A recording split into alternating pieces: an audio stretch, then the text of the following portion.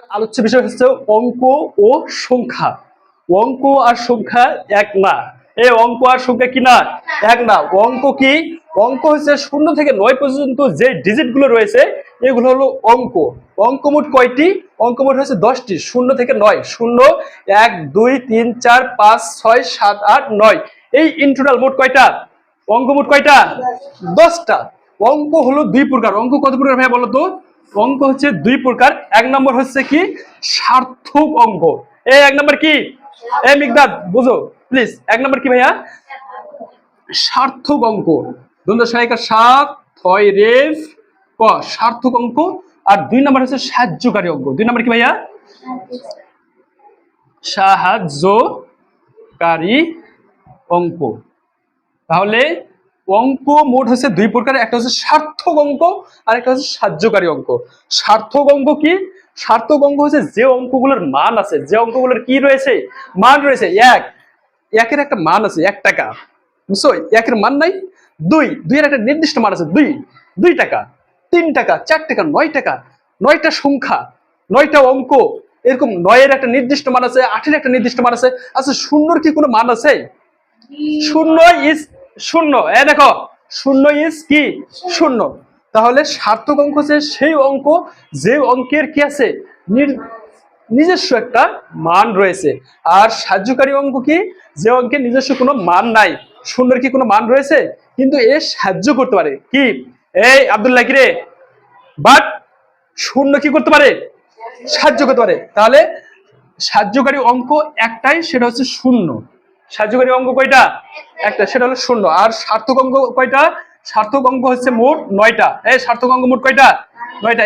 1, 2, 3, 4, 5, 6, 7, 8, 9। এই 9টা কি ভাইয়া বলো তো? সার্থক অঙ্ক। আর সাহায্যকারী অঙ্ক কি? শূন্য। কেন এই সাহায্যকারী জানো? দেখো তো, আমি একটা অঙ্ক লিখলাম। কি লিখলাম? একটা আমি অঙ্ক লিখলাম। এই একের ডানে আমি যদি একটা শূন্য দেই, দেখো এই এককে সাহায্য করে সে কি হয়ে গেছে? 10।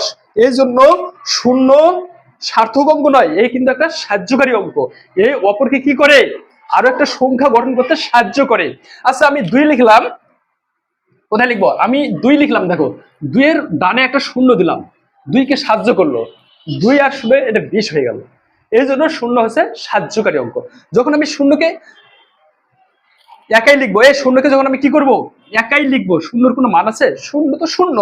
শূন্য, এর কোনো দাম রয়েছে? শূন্যর কোনো দাম রয়েছে? তোমার কাছে 0 টাকা আছে, তোমার কোনো মূল্য আছে? তোমার কাছে কোনো টাকা আছে? তোমার কাছে কোনো টাকা নাই, মানে শূন্য দাম।